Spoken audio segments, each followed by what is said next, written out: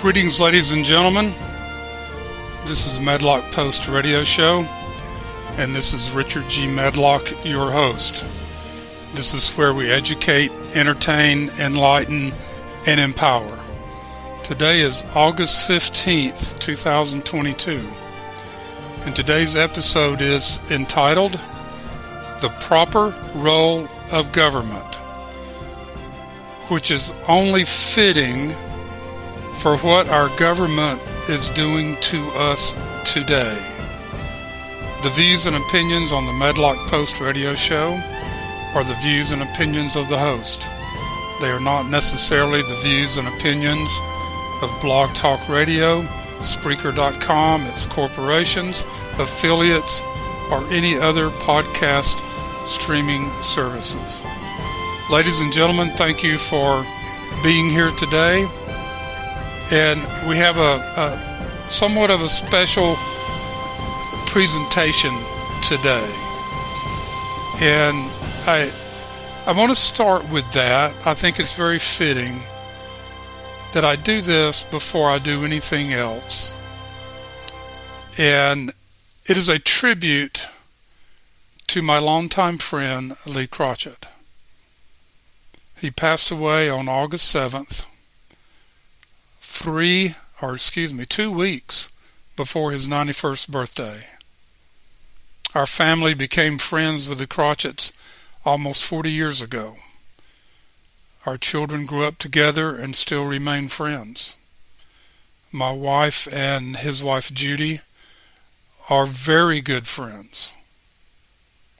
Lee had three things that guided his life: love of country, love of his family, and his unparalleled love of the United States of America.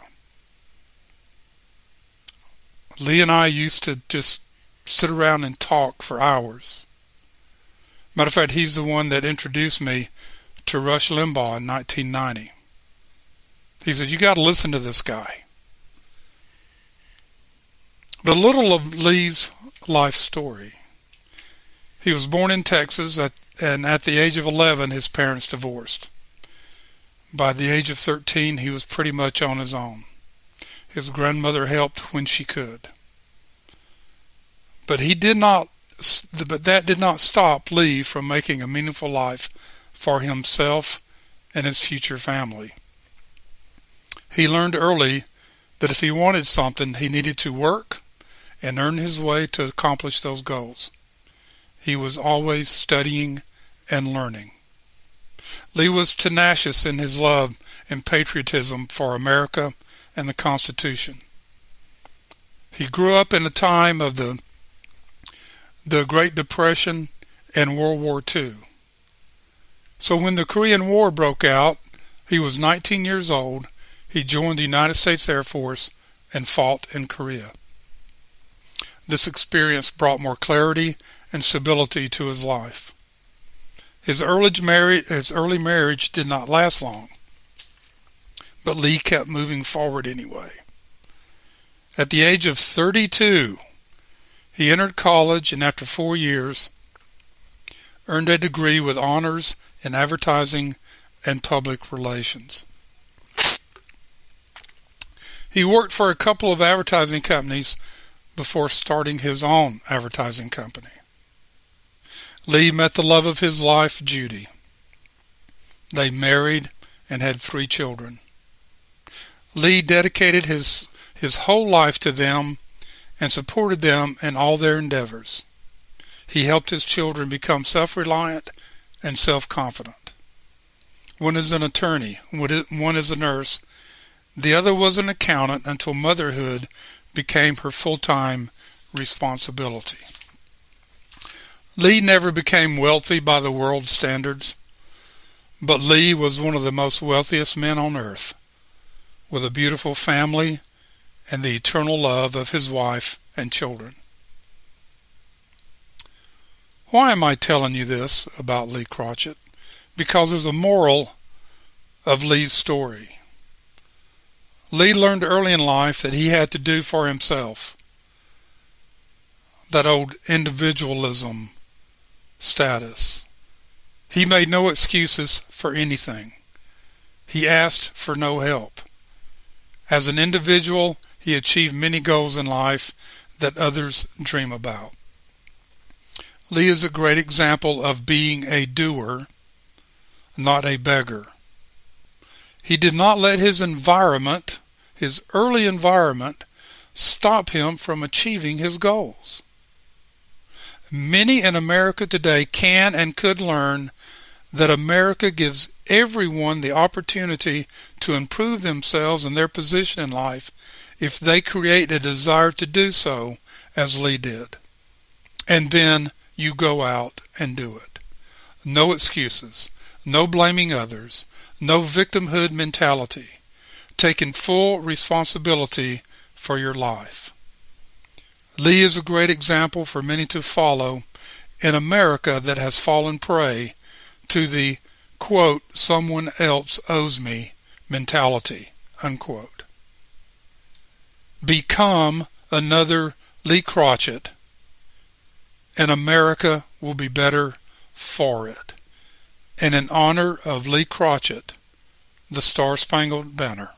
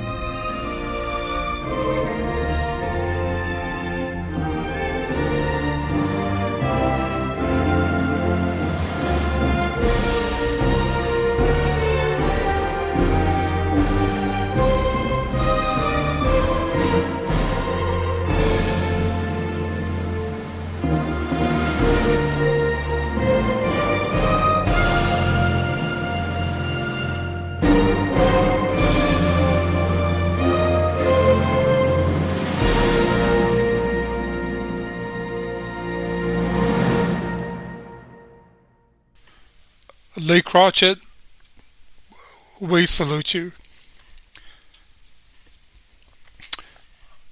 Ladies and gentlemen, just hang on a second here. Let me get myself together. This is our 37th episode since we started on June 17th. And all of those episodes have been on Spreaker.com. We enjoy our relationship with Spreaker.com. It has and will continue to serve us well. But we are expanding where we broadcast. Starting tomorrow morning, we will broadcast on Blog Talk America. Blog Talk Radio. .com. Now, I used to be there. I was on there for years and years and years. And some ways I wished I'd gone back there at the same time I started Spreaker. We've tried to have guests, or we have had guests on Spreaker. Their system is okay for having guests. It is not the best. Now, Spreaker, don't get mad at me, you know that. So to have guests and to do it correctly, we're going to Blog Talk Radio. Now, when I don't have a guest, I will do the show on Spreaker. And this show today, when it's done and uploaded on Spreaker and gone out to its many podcast partners, I will upload it to Blog Talk Radio, which I've already done. A lot of our episodes, I think I'm up to episode 27 being uploaded to Blog Talk Radio. So you can go to Spreaker and listen to us, or go to Blog Talk Radio now and listen to us. Plus, Blog Talk Radio, I can take call-ins during a live show. I have not done a live show on Spreaker, but that can change because they have a chat provision that people can type in questions or comments. Blog Talk, they can call in, and so there's a lot of balance there that we're trying to put together. The shows that I do on Blog Talk Radio will be uploaded to Spreaker.com. The Spreaker and Blog Talk Radio have an agreement to do that. If you go on Blog Talk Radio and say, "Oh, do you want to do a blog?" and you click it and it takes you to Spreaker.com. And so they have a good working relationship, and we're going to take advantage of it. So that's the changes that are coming. Tomorrow, we will be on Blog Talk Radio. We will be live at 9 a.m. Eastern Time tomorrow morning. And our guest will be Tom Herron, who was on the show last week. And he's going to be a regular. And we're working on some segment things with him. And some of his things might even be pre-recorded. We just play the pre-recording. And that's okay. But he will be there. I'm working on invitations with other individuals to come on the program. But again, the Blog Talk Radio format, their studio is much more conducive to having guests and call-ins and playing sound bites. So we're just powering up here to make it a better experience for you and our call-in, our guests that call in, and a better experience for me, your host. And so other things are going to happen. It's just not a time to announce them. They're not finalized. Lee was my good friend, Lee Crotchet. We used to set up and talk in the night. During the day. Kids were out playing, doing things. Judy and Ann were off doing their thing, and Lee and I would sit there and talk about politics and government and finance and the stock market, and just really throw ideas around and talk about things. And one of the things that he liked to say, and this is a quote by Mark Twain, "How empty is theory in the presence of facts." And ladies and gentlemen, you can apply that to so many things that are happening today in America. With the government, with the media, with the internet, with big tech, with many corporations. And how empty is the theory in the presence of facts? And we try to give you the facts here, and we try to give you the truth. And we try to ask questions so that you can go out and do your own research and answer them for yourselves. Now today, we talked about the proper role of government. Well, ladies and gentlemen, I'm going to go through 15 things. Now, this was a talk. This is the last part of a talk that the former Secretary of Agriculture under Dwight D. Eisenhower gave in 1968 to I believe it was a convention of attorneys or something in the state of Utah. This is 1968. It's called The Proper Role of Government. And he outlined 15 ways that the government can be proper. So I want to get into that, and There's no way to go through his whole speech in one day, but I want to go through these and understand what another true American believed about the Constitution and the United States of America and what government should be doing. It's outlined in the Constitution. But anyway, they're called the 15 Principles which make for good and proper government. Again, this is 1968. Now on the show tomorrow, we're going to do 10 things that were given back in 1974 that if America did these things, they would ruin themselves. So you want to tune in for that tomorrow. Number one, let me start. As an independent American for constitutional government, this is Ezra Taft Benson, declare that 1, I believe that no people can maintain freedom unless their political institutions are founded upon faith in God and belief in the existence of moral law. Now we did a podcast on Cicero and natural law. And this is a lot of what Mr. Benson is referring to here. Faith in God, faith in the Creator, and belief in the existence of moral law. This is the basis. This is number one.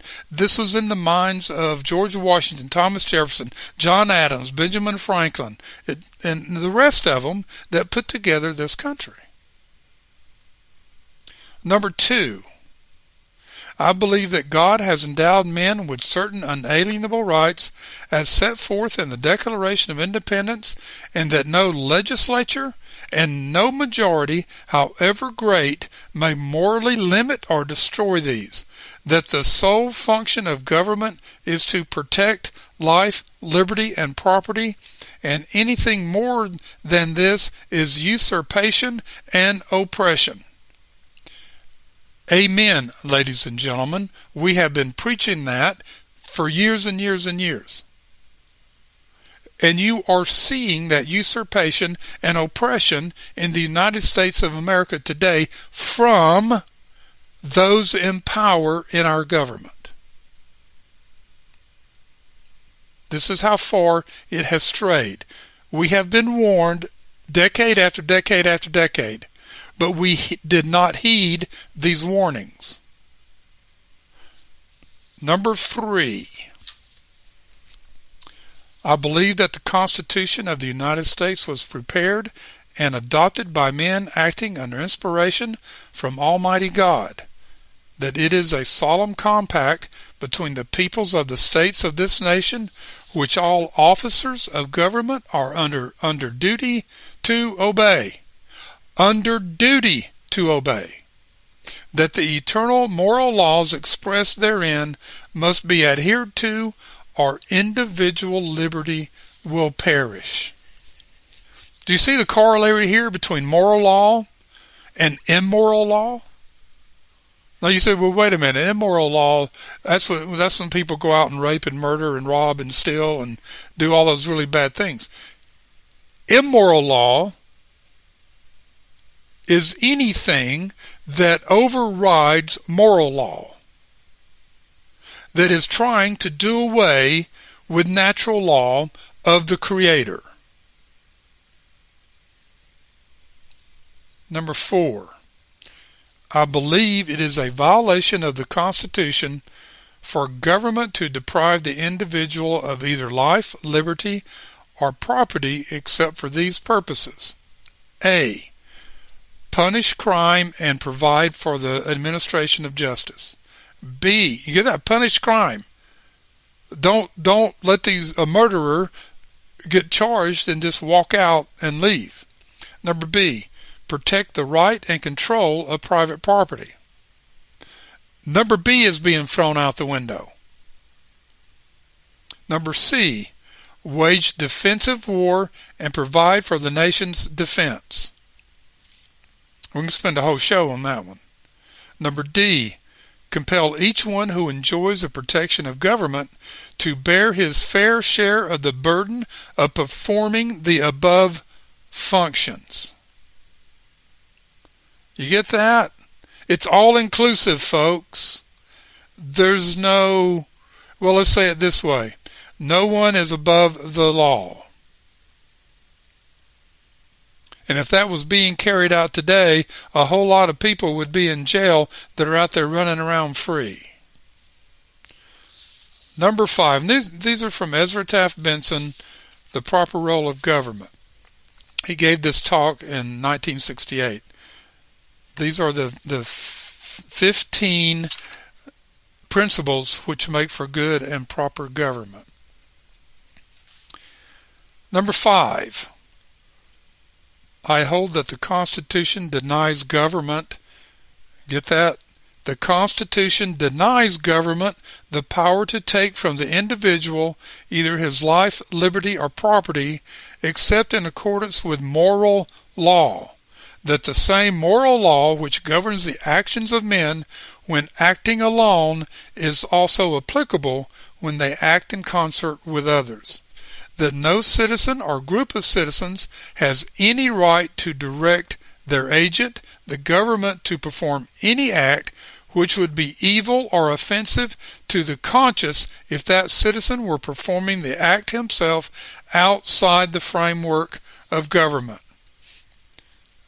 This almost encapsulates the first 10 amendments to the Constitution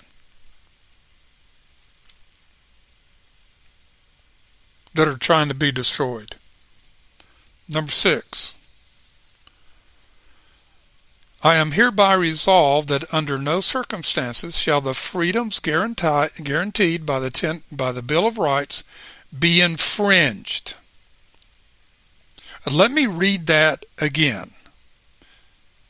I am hereby resolved that under no circumstances shall the freedoms guaranteed by the Bill of Rights be infringed. In particular, I am opposed to any attempt on the part of the federal government to deny the people their right to bear arms, to worship and pray when and where they choose, or to own and control private property. See, ladies and gentlemen, all of the things he just mentioned in number 6 are all under attack by our federal government, by state governments, by groups that have adopted the fascist way of life and the fascist philosophy. And I don't say that lightly. Number 7, I consider ourselves at war with international communism, which is committed to the destruction of our government, our right of property, and our freedom, and that it is treason as defined by the Constitution to give aid and comfort to this implacable enemy. Ladies and gentlemen, yes, we have been at war with communism before World War II. We just didn't know it. But then we figured it out after World War II. They wanted to destroy America. And they're doing a pretty good darn job of it. So here he's saying we at war with international communism. He faced communism. Matter of fact, he sat down at a table across the table from Nikita Khrushchev. And after that meeting, he was asked by President Kennedy to work with the Russians to help them improve their farming and agriculture in Russia. And he's sitting there across the table talking with this man. And he says, after the meeting, he said, I looked into this man's eyes and I saw nothing but evil and darkness. Wow. Number 8. I am unalterably opposed to socialism, either in whole or in part, and regard it as an unconstitutional usurpation of power and a denial of the rights of private property for government to own or operate the means of producing and distributing goods and services in competition with private enterprise, or to regiment owners in the legitimate use of private property. Let's talk about this. The United States government has been inserting socialism into the private industries in this country for years. They're forcing, through regulation, companies to do certain things with goods and services. They've restricted farmers. They're trying to put farmers out of business for some crazy reason. Look at the bills that just passed. The chipmaker bill and this Inflation Reduction Act, which is, I call it the Socialist Constitution Act, is to take over industries and control them, which under the Constitution is called usurpation of power, and it's also socialism. Ezra Taft Benson was adamantly opposed to communism and socialism. Number 9. I maintain that every person who enjoys the protection of his life, liberty, and property should bear his fair share of the cost of government in providing that protection, that the elementary principles of justice set forth in the Constitution demand that all taxes imposed be uniform and that each person's property or income be taxed at the same rate. Now remember, in 1968, you had a top tax rate of 90%. Now nobody paid that because there were so many write-offs and exemptions tied into the tax code. You could write off just about everything. But still, what he was looking at is a tax on everybody for everything at 10%. Now we're going to do a show. They're coming, folks. We're going to do a show on the taxes today and the flat tax and the fair tax. We're going to help you understand how you're being robbed by your own government. Now, he does say, he says it's like what Christ was asked. You render unto Caesar what is his, and you render unto the Lord what is his. And I'm referring there, most churches have like a 10% tithing basis. So if the Lord doesn't require more than 10%, why should the government? Now, number 10, I believe in honest money. The gold and silver coinage of the Constitution and a circulation medium convertible into such money without loss.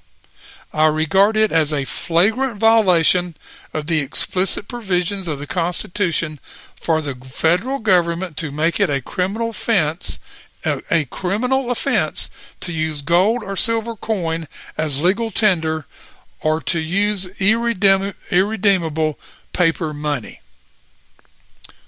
So again, we did a show on an educational show, that's what our shows are, on the central government printing of money and how they've convoluted everything. We used to be on the gold and silver standard, and our coins were made of such. And we could pay with gold or silver. But the government did away with that. They even came up with a law that says it's illegal for you to own gold. Really. But to make criminal offense to use gold or silver as legal tender? Another usurpation of power by the federal government. Number 11, I believe that each state is sovereign in performing those functions reserved to it by the Constitution, and it is destructive of our federal system and the right of self-government guaranteed under the Constitution for the federal government to regulate or control the states in performing their functions or to engage in performing such functions itself. Folks, the 10th Amendment to the Constitution. And even in the 1960s, the federal government was starting to insert power over the functions of the states. And they started this in the 1970s more pronounced by forcing schools to segregate or to desegregate, and they started financing with our tax dollars our state schools. And okay, now you're going to do this, now you're going to teach that, you need to do this, you need to keep records and turn into us of your daily attendance. That's going to help us understand how much money to give you, etc., etc. Now it has gotten to the point that the federal government is using this money to blackmail school systems. Oh, if you do not teach the transgender agenda, we will withhold money to feed your students. Now, folks, that is blackmail. That is usurpation. That is totalitarianism. And Ezra Taft Benson knew and understood that. And he saw it already starting to happen. Number 12. I consider it a violation of the Constitution for the federal government to levy taxes for the support of state or local government, that no state or local government can accept funds from the federal and remain independent in performing its functions, nor can the citizens exercise their rights of self-government under such conditions. And I just talked about that. And number 12 has happened. The states, oh, great, this is money. We don't have to pay it back. We just have to go do what the federal government wants us to do. And that has not worked out well one bit. Number 13. I deem it a violation of the right of private property guaranteed under the Constitution for the federal government to forcibly deprive the citizens of this nation of their property through taxation or otherwise, and make a gift thereof to foreign governments or their citizens. This is taking place. They're taking property away from private citizens, selling it. It started with the Japanese, now it's gone to the Chinese and other foreign countries, Russia, etc. But under the Obama administration, they had over $2 trillion to Chinese, held over $2 trillion of government bonds, U.S. government bonds. So when they came due, the Chinese said, hey, Obama, we just want this closed military base, and we want this closed naval base in San Diego. They got the Air Force base up in Idaho, and a few other key properties. Now Trump took them back. Under this, that you can't do that. That was illegal.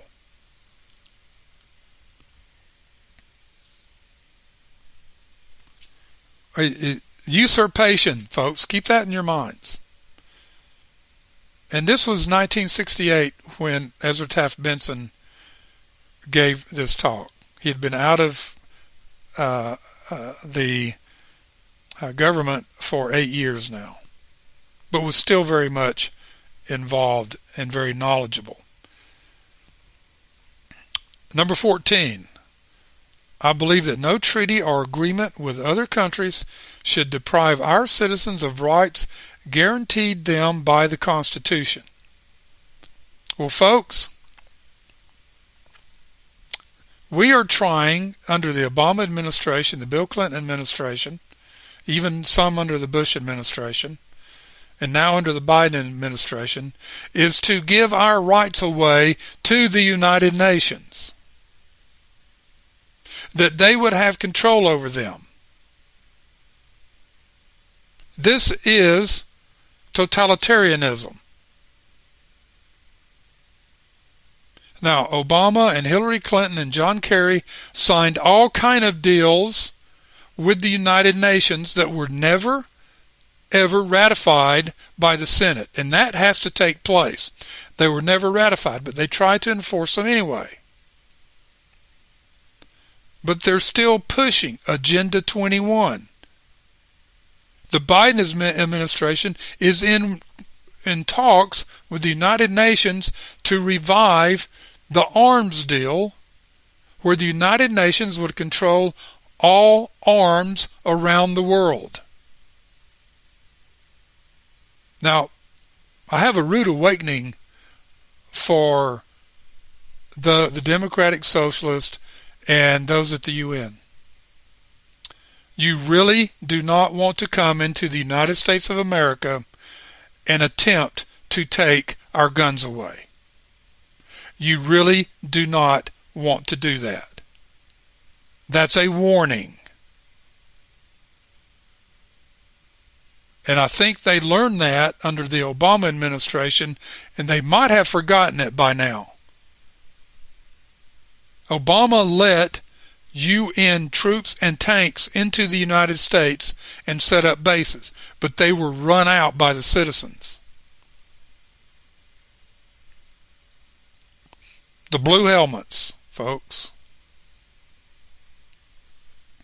Number 15.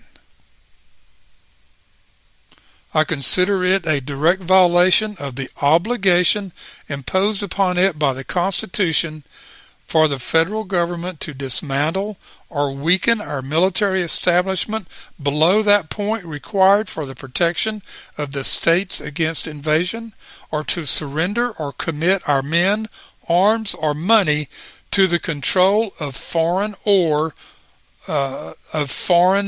world organizations of government. These things I believe to be the proper role of government.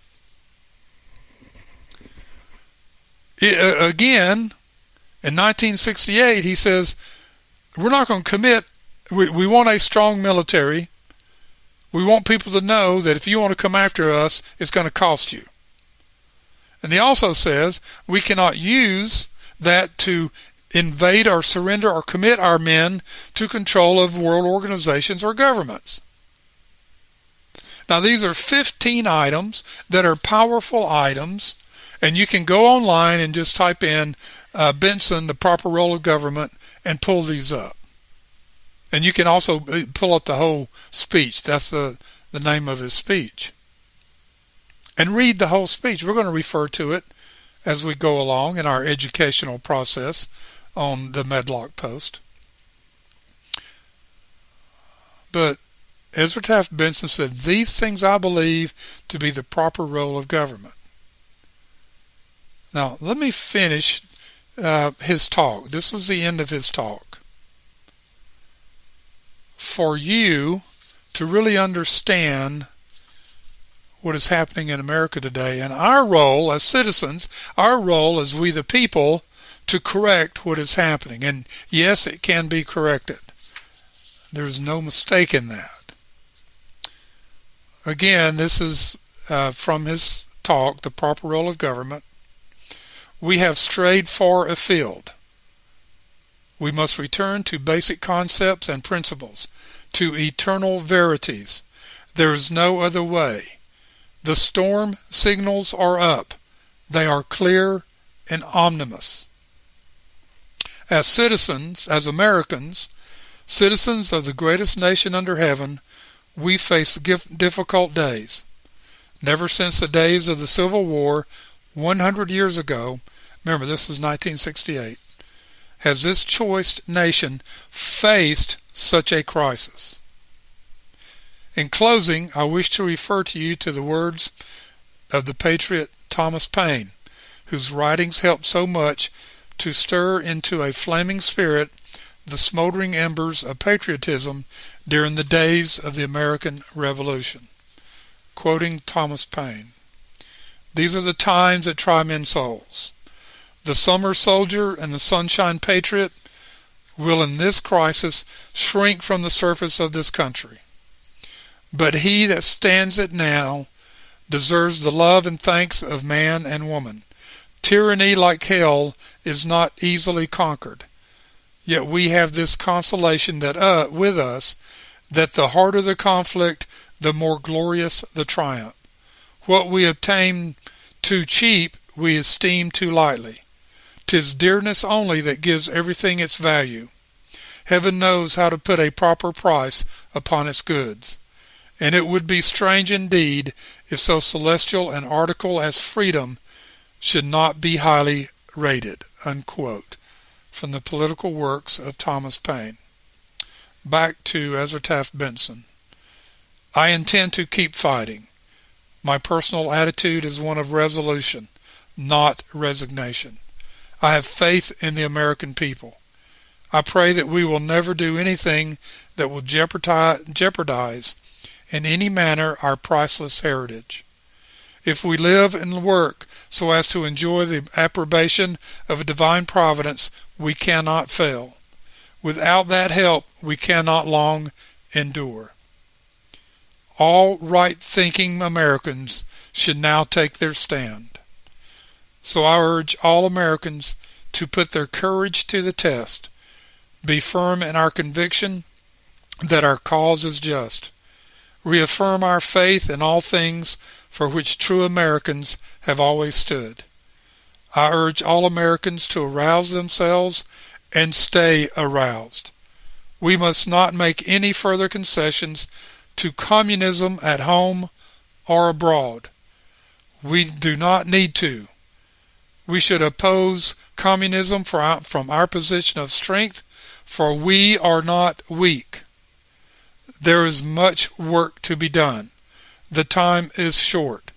Let us begin in earnest now, and may God bless our efforts. I humbly pray. Ezra Taft Benson, 1968. The Proper Role of Government.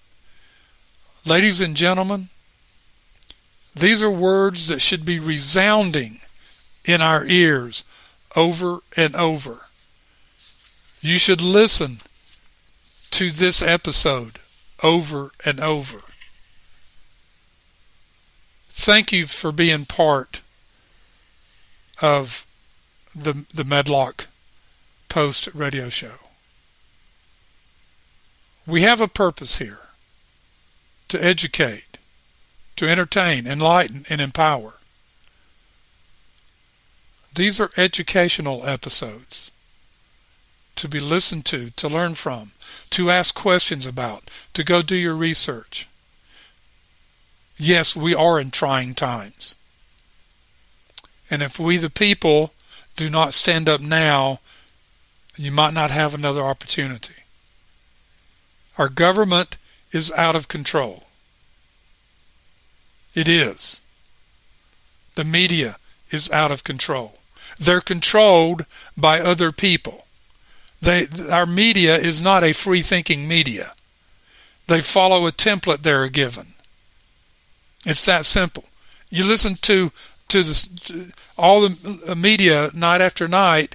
If you just recorded them all and then went back and listened them, it's the same thing.